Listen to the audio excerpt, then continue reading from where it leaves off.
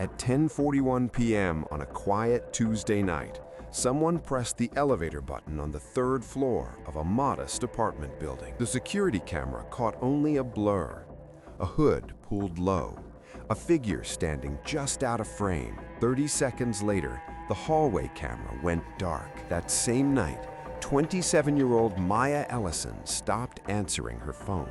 Maya lived in apartment 3B. She had moved there 6 months earlier, choosing the building specifically because it felt safe. Keycard access, security cameras, quiet neighbors. She told her friends it was the first place she'd lived where she could finally sleep without fear. That night, she locked her door like she always did. But locking the door didn't save her. Maya was the kind of person people described as careful. She didn't post her location online. She didn't walk alone at night. She double-checked the backseat of her car before driving. She worked as a graphic designer from home, spending long hours on her laptop with music playing softly in the background. Most days followed the same rhythm: coffee in the morning, a short walk in the afternoon, and late dinners eaten alone. On the evening of her death, nothing seemed out of place. She ordered takeout at 7:12 p.m.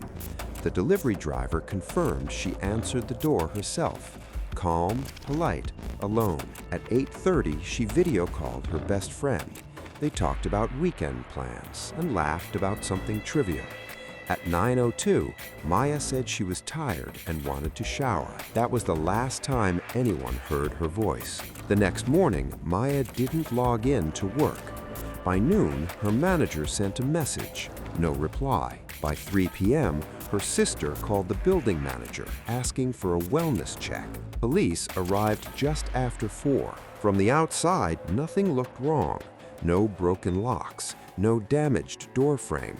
The deadbolt was still engaged. When officers entered apartment 3B, the silence was heavy. Maya was found in her bathroom. She was fully clothed. There were no signs of a struggle, no blood, no overturned furniture, just a stillness that didn't belong. At first, investigators suspected a sudden medical event, but something didn't sit right. Maya was young, healthy, no known conditions. The autopsy changed everything. Maya had been asphyxiated, not violently, not chaotically, deliberately. Detectives immediately focused on how someone could have entered and left without forcing the door. The locks weren't tampered with. The windows were sealed. The security system showed no alerts, which meant only one thing: Maya had let someone inside. The question was, who? Detectives combed through her phone, her laptop, her email accounts. At first, they found nothing alarming, no threats, no disturbing messages, until they accessed a secondary messaging app. There, hidden behind a passcode, was a conversation that lasted nearly 3 months. The contact name was simply E. The messages started friendly, casual, encouraging. He complimented her work, asked about her day, remembered small details. Over time, the tone shifted. He asked where she lived, when she was home, if she ever felt lonely at night. Maya often changed the subject. 2 days before her death, the conversation turned cold. Maya wrote, "I don't want to meet anymore. This feels wrong." E replied minutes later, "I just want to talk." There were no more messages after that. Detectives pulled security footage from nearby businesses and traffic cameras. At 10:32 p.m., a man entered the apartment building using a valid key card. The card belonged to Maya. She had given him access. The footage inside the building was incomplete. Several cameras glitched at the same time. Later analysis showed the system had been deliberately interfered with. Whoever entered that night knew exactly what they were doing. Neighbors were interviewed. Most reported nothing unusual, except one woman across the hall. She said she heard voices around 10:45 p.m. Not yelling, not arguing, just talking, then silence. Weeks passed with no arrest. Online forums speculated. Local news coverage faded. Apartment 3B remained empty until a break came from somewhere unexpected. 4 months later, in another city, a woman reported a man she met online who refused to leave her apartment.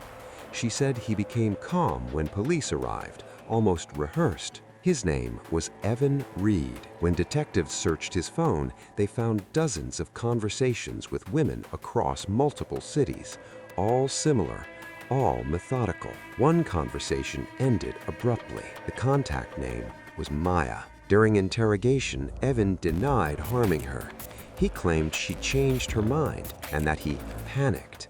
But the evidence told a different story. Key card records, deleted messages recovered, security footage placing him near the building. He had waited until she felt safe, until she invited him in.